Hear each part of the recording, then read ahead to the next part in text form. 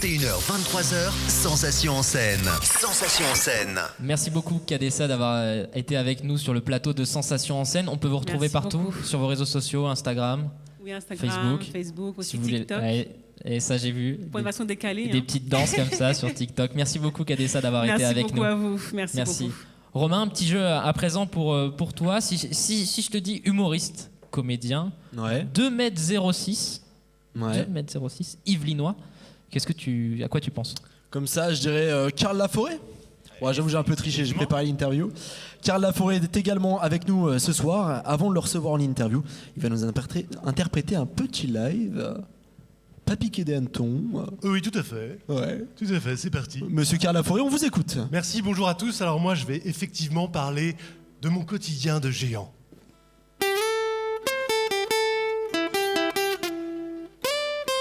Pas un jour où on ne m'arrête pour savoir si je fais du basket. Alors que du haut de ma cime, moi mon truc c'est l'aquagym.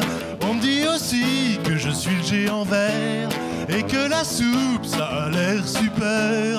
Tout le monde me voit au milieu de la foule pour me chanter la pêche au moule. Tous ces regards qui me mitraillent jouent les pronos sur ma taille. 1m90 ou 2m26, mais combien fait cette grande saucisse? Oui mais bon, c'est comme ça. Oui vraiment, j'y peux rien. Je suis le premier à sentir la pluie tomber. Je vois le monde en grand, les pellicules chez les gens. Pas un jour où on ne m'arrête pour savoir combien je fais de mètres. Tout le monde me demande dans les supermarchés d'attraper les conserves en haut des allées. Je me plie en 4 au photomaton. C'est toujours moi qui repeins les plafonds. Quand je suis à l'urinoir, y a tout le monde qui vient voir. Souvent j'oublie que je suis un géant. Le miroir me le dit, je me vois pas dedans. Oui mais bon, c'est comme ça. Oui vraiment, j'y peux rien. Je suis le premier à sentir la pluie tomber. Je vois le monde en grand, les pellicules chez les gens. On est grand ou on l'est pas, et c'est comme ça. On est grand ou on l'est pas, on ne choisit pas.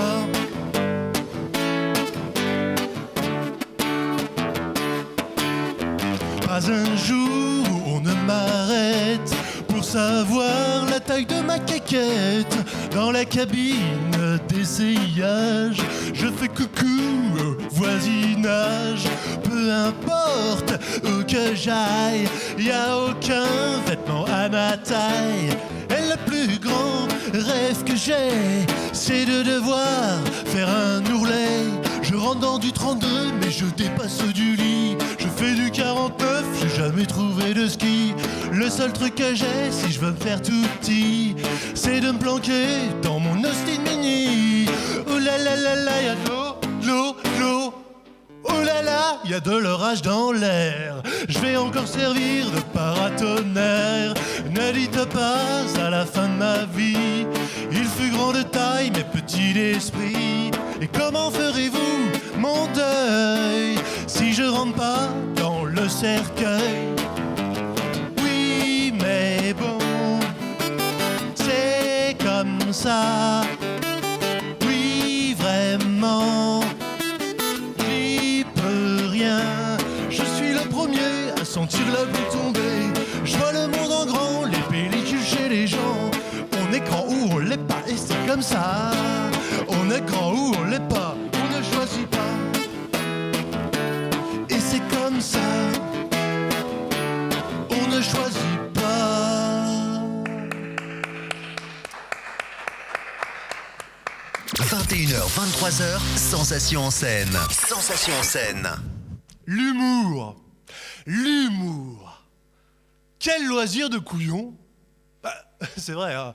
L'astrophysique, la biologie, la philatélie, voilà des choses intéressantes. Mais l'humour, non, moi je dis que c'est une perte de temps. Vous savez combien on passe de temps à rigoler dans sa vie? Non?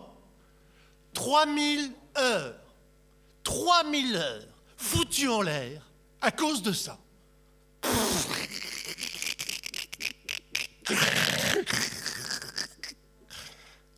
On en parle de ça, là?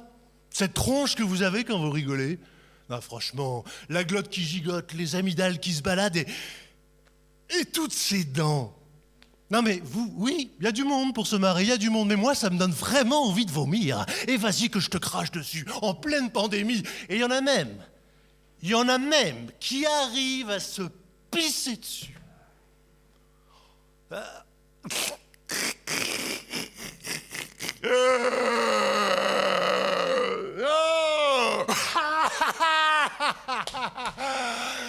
Et voilà, c'est ça l'humanité avec un grand H. Ah bravo. Voilà, alors on a conquis la Lune et on finit comme ça à se pisser dessus après une blague de Toto, quoi. Bravo. Non mais les animaux, eux, sont beaucoup plus intelligents que nous, c'est vrai, hein. Parce qu'il y a une différence entre l'animal et l'homme. Et l'animal ne rit pas. Ah non, on n'a jamais vu d'animaux rire, hein, vous êtes d'accord? Vous avez déjà vu un animal rire, vous? Bah non. Alors, je sais pas, moi, par exemple, la poule. La poule.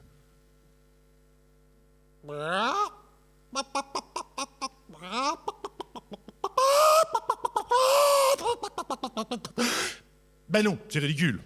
Oui, d'accord. Non, alors, le premier truc, ça a démarré au niveau du singe, vous voyez. C'est sur la théorie de l'évolution, le singe, c'est le premier animal à devenir con. Juste avant nous, juste avant l'humanité. L'humanité, ah oui, parce que là, faut rigoler, hein. On rigole avec tout le monde, on rigole tout le temps. Mais vous me dégoûtez à tout ce de marrant, vous. Moi, j'en ai marre. On peut rire de tout, mais pas avec tout le monde. Eh ben, ne riez pas avec moi.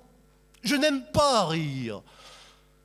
Et maintenant, les chroniques à la radio, les dessins dans les journaux, qu'est-ce qu'on a encore d'autre, hein? Le gendarme de Saint-Tropez à la télévision, même les publicités pour les lessives sont marrantes.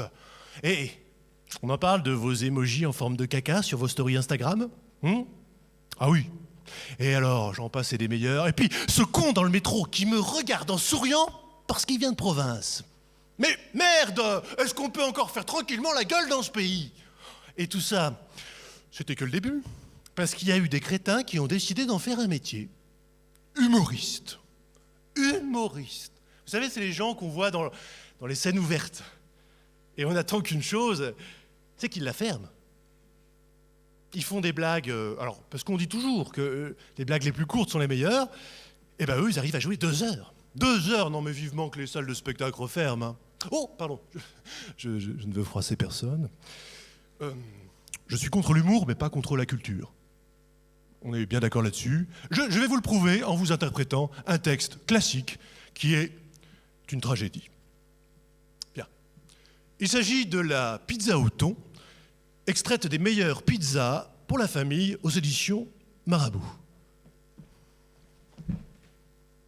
Liste des personnages.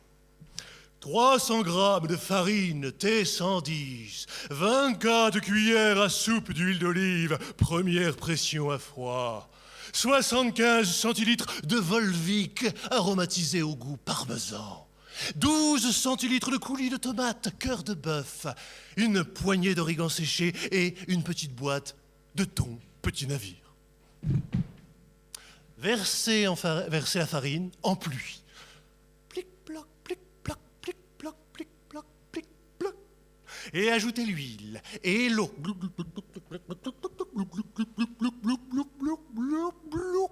Et commencez à travailler la pâte en formant une belle boule. Et on y va. On malaxe, et surtout, on étire avec souplesse, et on chasse les bulles d'air. Et on étale la pâte pour former un disque bien rond, comme ça. Et on fait couler le coulis, un peu d'origan séché, la boîte de thon, et on enfourne pour 10 minutes à 210.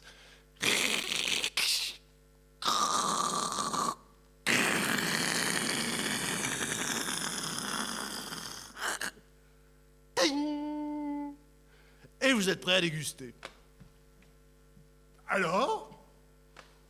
Ah, vous n'avez plus rien à dire, hein ? C'est autre chose que vos petits one-man show à la con. Parce que la gastronomie, ça, c'est du sérieux. « 21h, 23h, Sensation en scène. Sensation en scène. » C'était Karl Laforêt en live du cabaret du Boulay-Pré pour cette petite dose d'humour en musique. Tout à fait. Et en tragédie, on l'a bien compris. Et oui. Et en gastronomie. Et en gastronomie, désolé pour tous les musiciens, musiciennes, chanteuses et chanteurs. J'ai fait honte à la musique avec au moins 12 pains.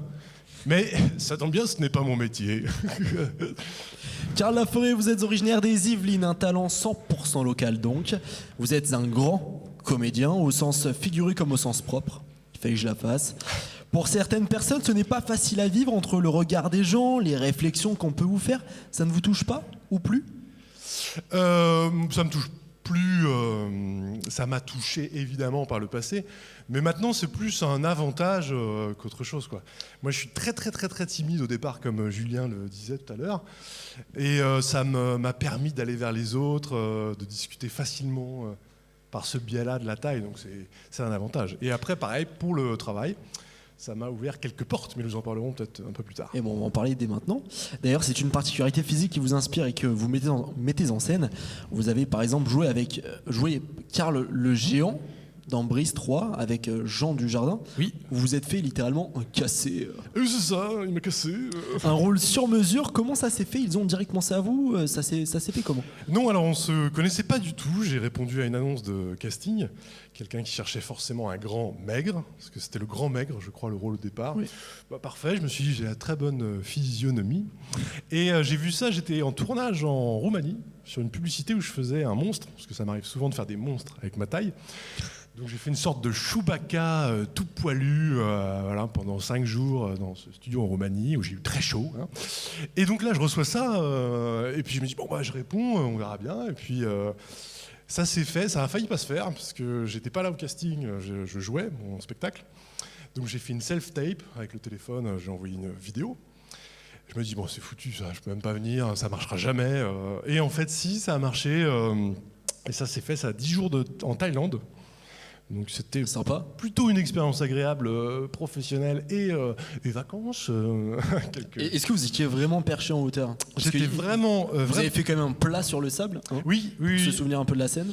Ouais, et j'étais vraiment perché à 7 mètres, 7 ou 10, je me souviens plus. Petite anecdote, premier jour, alors on a fait les plans serrés, après les plans larges, les plans drones, etc. Et j'arrive sur la planche, donc on était à 1 mètre au-dessus, quoi. Il y avait vraiment le tapis de gym en dessous. Et là, la planche, il ne l'avait pas vissée. Et donc déjà, j'ai fait « Oh, mon Dieu !» Premier jour.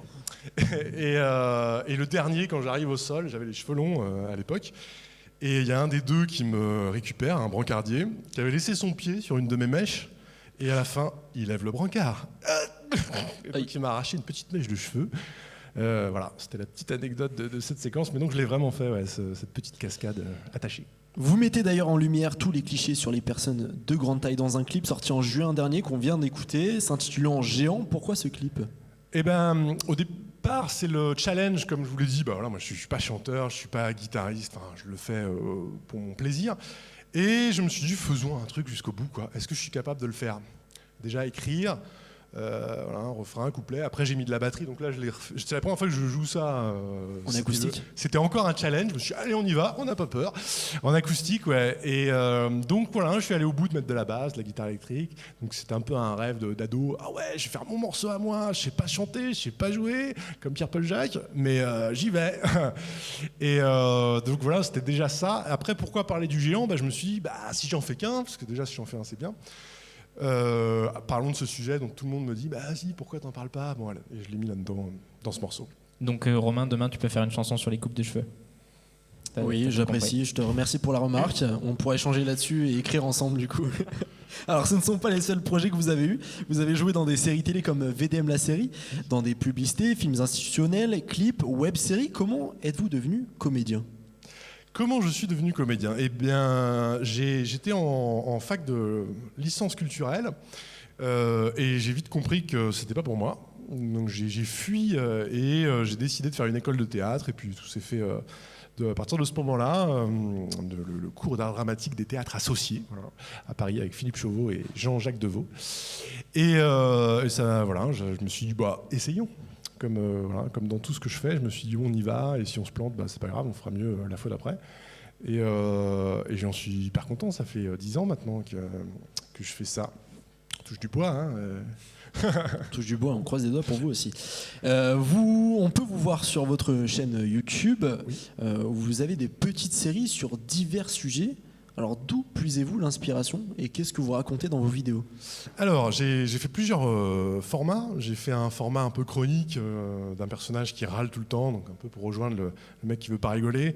Et c'est Jean Blasé sur la série qui s'appelle Mon cul, et donc il râle sur tous les sujets, non, parce que ça l'intéresse pas, c'est nul, de toute façon ce que tu fais c'est de la merde. En gros c'est un peu l'idée de ces gens-là, je me suis dit on va s'en moquer. Et ça a commencé avec ça, après j'ai fait Casse-croûte qui est une web-série plutôt fiction sur un peu la gastronomie aussi, parce que ça me parle beaucoup. Je suis très gourmand. Et voilà, des petites chansons de quelques secondes. Et là, j'ai commencé du court-métrage. J'ai fait un premier court-métrage de fiction où je ne suis pas dedans, du coup, je suis juste derrière la caméra. Et qui s'appelle Où, qu'on a sorti, j'ai sorti sur la chaîne il y a 2 semaines. Et là, je suis en train de monter le deuxième, qui va s'appeler Télédrama, avec Louise Corsolette et Marguerite Chaigne. Vous avez de bons retours sur ces vidéos ? Oui, alors ça va dans tous les sens, c'est-à-dire il y en a ça marche très bien, d'autres non, puis il y en a ça plaît, c'est très hétéroclite, donc c'est très chouette. Alors retour désormais sur les planches, ça tombe bien, on y est actuellement au cabaret. Vous avez scénarisé un spectacle, Vibralex. Oui. Un seul en scène, c'est ça ? Oui, un seul en scène que j'ai monté avec Philippe Chauveau, qui était mon professeur, et on a continué à travailler ensemble.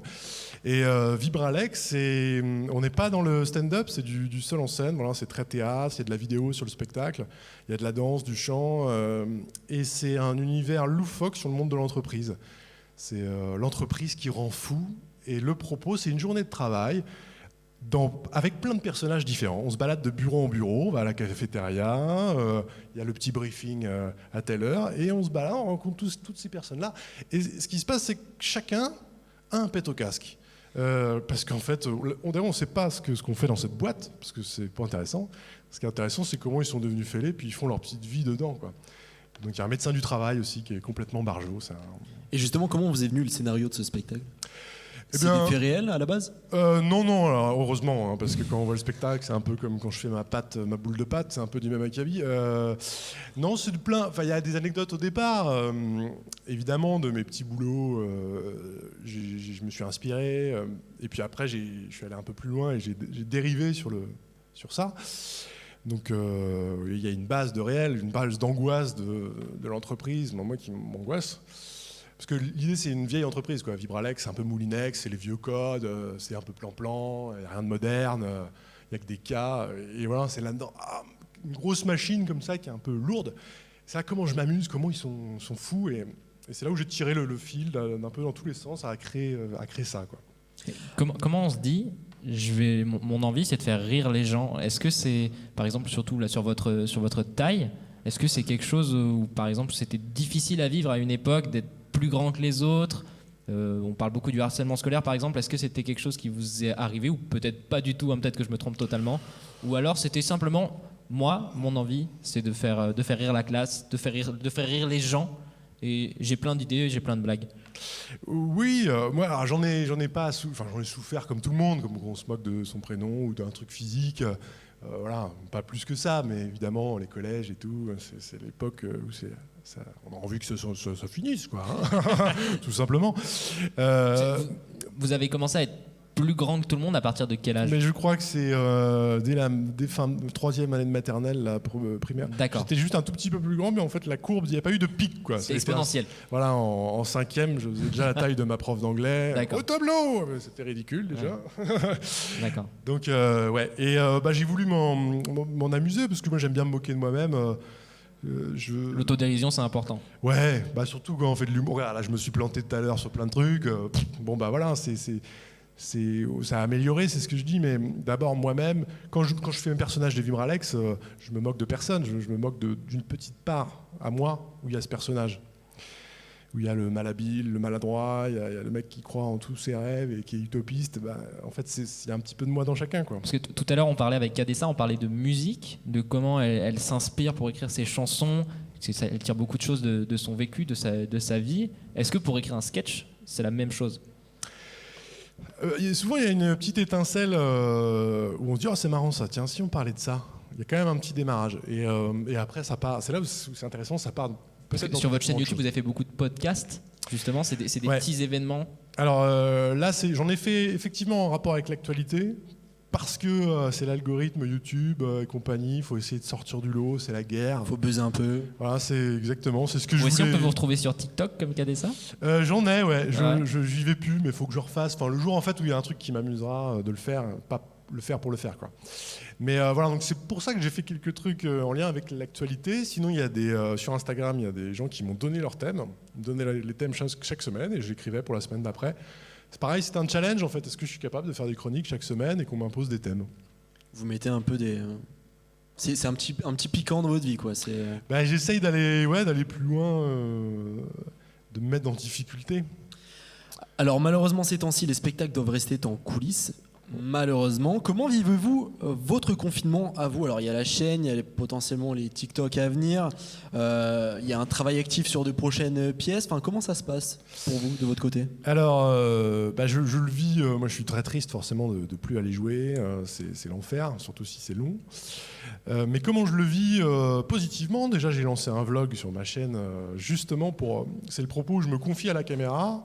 Et j'ai filmé aussi aujourd'hui. On fait un coucou à la caméra. Et c'est pour dire voilà, est-ce que il y a des hauts et des bas dans ce métier ? Quand il y a des bas, comment ça se passe ? Comment on en parle ? Et voir un peu tout ça. Comment on s'adapte ? Et donc c'est un peu pour vaincre la morosité, se dire on s'en amuse et on va le montrer. Il y a ça. Après, il y a l'écriture, évidemment. Là, moi, je commence à travailler sur un spectacle jeune public. Là, c'est le tout début, suite à une conversation qu'on a eue ici, d'ailleurs, avec Tony du cabaret. Donc, je commence à sortir des éléments. Et puis, il y a mon deuxième seul en scène, qui est un peu plus avancé, où il y a une grosse structure. Et là, je suis en train de détailler. Qui est dans la veine de ce que je fais, mais vraiment en création, mais je fais pas de la punchline, quoi. Je fais pas de l'efficacité. Enfin, j'essaye de rentrer dans les situations un peu loufoques, et c'est vrai que ça met un peu plus de temps, donc je suis pas forcément dans. Est-ce que la punchline, c'est la facilité pour faire des blagues ? Non, c'est hyper dur. non, c'est pas la facilité, pas du tout, mais c'est que c'est moins de mon univers, pas tout. Voilà, j'ai plus envie d'avoir des personnages qui partent en vrille et dans des situations absurdes. Peut-être plus théâtre, je sais pas. Mais de l'humour sur la durée, quoi. On cherche pas un percutant, forcément. Ouais, voilà, j'ai pas envie de calibrer, quoi. Après, je le fais aussi par moment, mais pas que ça soit sympa ce soir, parce qu'on est en création. Non, mais, et justement, moi, quand on m'a appelé la semaine dernière pour venir ici, je me suis dit, mais super, je vais jouer au plateau, allez, je fais ce morceau, jamais joué. Je suis pas musicien, je fais un texte. Chaque montée sur scène, c'est un challenge. Un nouveau challenge, une nouvelle étape. C'est un challenge, ouais. Faut essayer de nouvelles choses, c'est l'occasion. J'aurai peut-être pas l'occasion avant 3-4 mois, donc essayons des choses, ouais. Ouais, le challenge, ça me parle vraiment, ça. Donc les projets à venir, un spectacle enfant d'écriture, un deuxième seul en scène. Voilà, le court-métrage qui est en montage. Et voilà, c'est déjà pas mal. Le vlog qui va sortir sur l'émission, on a hâte de le voir sur YouTube. Et est-ce que vous avez... j'ai perdu le fil, bien évidemment. Mais oui, moi aussi, je perds tout le temps. Je ne sais, qu'est-ce qu'on disait Écoute Romain, si tu sais pas quoi faire, je propose qu'on fasse une petite interview décalée. Oui, c'est ce que j'allais te proposer de faire. J'avais autre chose à dire, mais ce n'est pas. On passe sur le jeu et puis on retrouvera la suite. Sensation en scène avec Hugo Casadamon.